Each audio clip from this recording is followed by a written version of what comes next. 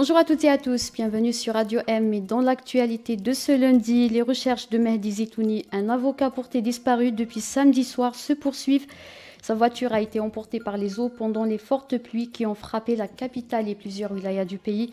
La Direction générale de la protection civile a annoncé le sauvetage de dizaines de citoyens et la récupération du corps d'une femme de 58 ans. Les recherches se poursuivent pour retrouver son mari. La Confédération des syndicats de l'éducation tiendra une réunion ce jeudi dans la capitale pour se prononcer sur une décision de grève commune. Une grève prévue initialement ce début novembre par le CNAPEST. D'après des sources de Radio M, les syndicats se sont réunis à la fin de la semaine dernière et ont décidé de se réunir à nouveau pour discuter de la question du mouvement de grève commune à la lumière de la présence de revendications communes telles que l'amélioration du pouvoir d'achat, la révision de la politique salariale, les retraites, ainsi que la question des restrictions des libertés syndicales. Parlement français, arrêter les guerres de procuration, c'est le thème d'une rencontre tenue aujourd'hui au Parlement algérien où se sont réunis des députés, des juristes, des experts ainsi que des représentants de la société civile et de la diaspora dans l'objectif de répondre aux récentes déclarations de parlementaires français.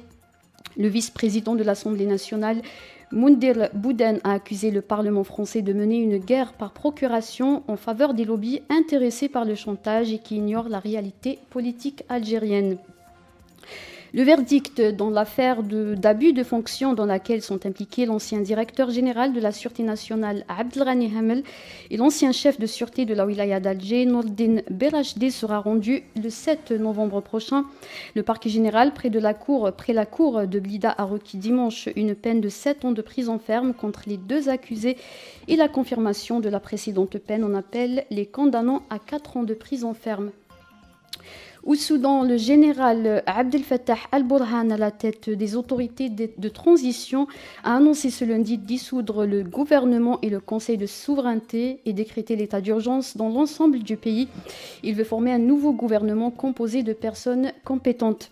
Tôt ce matin, des hommes armés non identifiés ont arrêté plusieurs ministres et responsables, dont le premier ministre Abdallah Hamdok.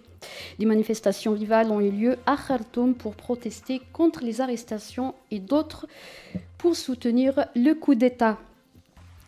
La délégation nationale féminine de football qui se retrouve actuellement à Khartoum, capitale du Soudan, est dans de bonnes conditions de séjour, a rassuré la Fédération algérienne de football sur son site internet. Pour rappel, l'équipe nationale se retrouve à Khartoum pour prévision de la rencontre retour des éliminatoires de la CAN Total Energy 2022 au Maroc. C'est la fin de ce flash. Merci de nous avoir suivis.